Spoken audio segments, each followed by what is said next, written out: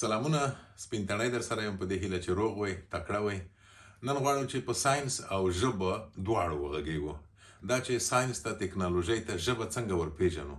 د یو داسې چا سره یم چې په همدې باره کې معلومات راکړي. زما خپل معلومات دومره زیات نه دي او د اورېدونکو هم او زما د مینوالو او کتونکو هم مطمئن یم چې د ډیرو کسانو به معلومات کم وي. دا نوي شیان چې نن راوتلي دي لکه AI مثلا artificial intelligence یا مصنوعي ځیرکتیا او یا مثلا چټ جی پی ټي. دا ټول هغه اصطلاحات او هغه مسایل دي چې زما له میلمه سره پرې غږېږم. حنیف رحمان چې دلته د برطانیا په یو وتلي پوهنتون آکسفورډ کې زده کړې کوي. د په کمپیوټر ساینس کې ماسټري کړې ده او اوس په همدغه AI کې اخته دی او غواړي چې پښتو ژبه ور وپېژني. ستړي مه شئ، په خیر راغلی. نو راته ووایه څنګه پښتو څنګه ور پېژنې د نوې ټکنالوژۍ ته، د نوې دنیا ته؟ جی په دې کې خو موږ تقریبا سره 2-3 کال نه حالي ځلې کوو چې پښتو هم په هغه ژبو کې کوم چې AI پیژني. د هغې لپاره موږ یو 2 پروژو باندې مخکې نه کار شروع کړی دی. یو د غږونو دی چې هغه موږ د ټولو پښتنو د لهجو غږونه رايوځای کړو او هغه کمپیوټر ته وښایو، نو بیا به هغو د خپل غږ په ذریعه باندې لکه موبایل او کمپیوټر کارولی شي او دغه شان به سره خبرې کولی شي. نو دا کار خو مخکې شوی و. د مخکنیو کارونو به توپیر په څه کوي؟ مثلا په ګوګل کې پښتو شته یا دا چې مثلا په قاموسونه دي کنه، ډکشنری دي. پښتو ژبه خو اسه هم کمپیوټر پیژندلې ده. نو د هغو سره به ستاسو توپیر څه ستاسو د کار؟ نو اولنی خو پکې دا دی چې پښتو چې کوم غږ لیکل ته اړول دی هغه اوسه پورې نشته، لکه ټرانسلیشن یا ژباړې خو شته خو لکه دغه نشته. موږ په دې کار کوو. دویم دا خبر دی چې دا کمې کمپنیانې چې دي نو هغو ته هغه ډیټا امر نشته. موږ ورته ورکوو چې تاسو واخلئ او پښتو په دې باندې وکاروئ. خو دویمه د ټوله مهمه خبر دا دی چې د هغو کله تجارتي غرض او مقصد د هغې نه کم شي نو هغو هغه دغه ته زیات کار نه کوي. موږ وایو چې پښتو موږ په خپله وستایو، په پښتو باندې پښتو وکړو او د دې چې کوم ډیټا دا کم دغه دی که دا نورې غټې ادارې نه کوي نو موږ په خپله کوو او موږ په داسې توګه کوو چې دا مدام وي، چې لکه موږ د بل چا په تمه نه یو ناست چې ګوګل به وکړي، مایکروسافټ به وکړي. موږ وایو چې دا ډیټا موږ جوړوو، تاسو هم وکاروئ، موږ هم وکاروو او موږ خو به مدام دپاره ساتو.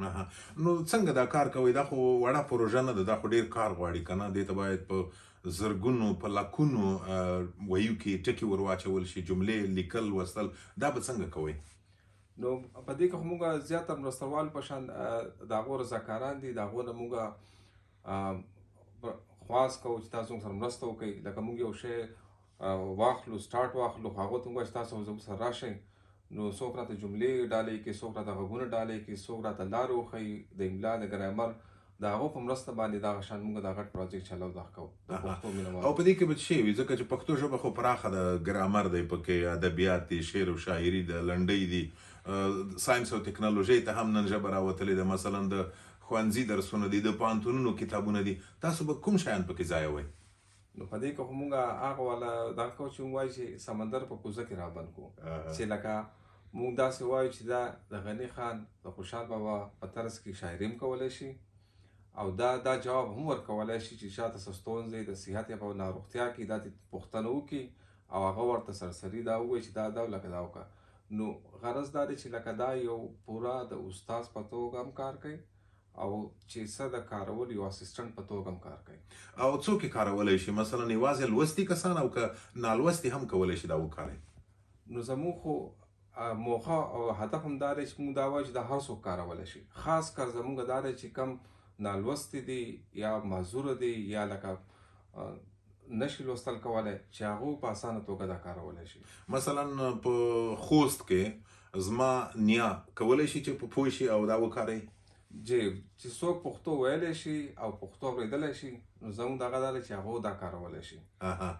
او په دې برخه کې څومره ټکنالوژۍ ته اړتیا ده؟ یو خو ستاسو کار دی چې کوئ او پښتو له دې سیستم سره بلدوئ، یو خو په دې کې خو طبیعي ده چې ډېر پوهې ته ضرورت دی، هغه مسلکي پوهې ته، تخنیکي او ساینسي پوهې ته.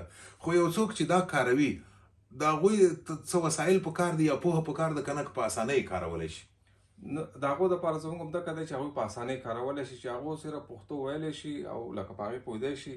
دا د هغو دپاره بس دومره مهمه ده چې هغو دا کولی شي. لکه څنګه چې په انګریزۍ کې خلک موږ وایي چې پښتو موږ د هغه ځای ته ورسو چې دوی صرف په پښتو کې کوي او کار کوي. او دلته به څه یوازې متن به وي لیکل به وي او که په دې کې به غږونه هم وي؟ جی په دې کې به دواړه او بلکې دا د چې موږ وایو چې عکسونه شو یا ویډیوګانې شو هغه هم خو لکه اولنی ورجن کې چې دی نو په هغه کې موږ وایو چې صرف متنونه او غږونه چې لکه دو ورته یو کار ووایي چې ماته دا وکړه هغه هلته کې که متن راولي او څوک متن نشي لوستلی نو چې دا ورته وغږېږي په پښتو کې ورته متن ووایي. تا مخکې وویل چې حتی معلولین هم کولی شي دا وکړي، یو خو د نالوستو کسانو تا ویل چې د هغوی دپاره په اسانۍ یو معلول کس یو څوک چې مثلا هغه مشکل لري که نه طبیعي مشکل لري هغه یې څنګه کارولی شي؟ نو هغه داسې کولی شي اوس په انګریزۍ کې خو الریډي دا مخکې نه سیسټمونه شته اکسیسیبلیټي ورته وایي چې هغو لکه په اورېدو باندې ځان پوه کولی شي یا چې څوک چې دی نو اورېدل نشي کولی په کتو باندې کولی شي هغه په ځای باندې نو موږ دا هم په هغه توګه په هغه ځای باندې ځو په پښتو کې ځو په بده مرغه په پښتو کې لکه هغه نشته نو موږ وایو چې دا هغه څیزونه ټول موږ پښتو ته راولو. نو څومره درته اسانه ښکاري دغه پروژه؟ پوهېږم چې هغه څه چې تاسو وویل کیدای شي د نننۍ ټکنالوژۍ په رڼا کې اسانه وي خو ما ته اسان کار نه ښکاري. څومره هیله من یې چې کامیاب به شئ؟ نو زموږ خو چې هیله دغه حمزه بابا شعر دی چې خپل پیغله او حوصلو سره به ځو نو حوصلې خو پیغلې دي چې لکه ستونزې پکې ډېرې زیاتې دي د پښتو لهجې سیوا دي د هغې چې کوم دی نو لیکښ کې هم په یو ځای کې لکه توپیرونه دغه شته خو موږ دغه وایو چې که نن دی که سبا دی خو دا به موږ هغه ځای ته رسو چې څنګه دا نورې ژبې رسېدلې موږ پښتو هغه ځای ته ورسوو چې خلک به په اسانه کارولی شي. او تاسو ویل چې لهجې یو خو معیاري پښتو ده که نه لیک او لوست لیکدود دی مثلا ګړدود دی د پښتو او بل لهجې دي د افغانستان زرګونه لهجې دي په افغانستان کې غواړئ چې دواړه ور واچوئ دواړه پکې وي په دې سیسټم کې؟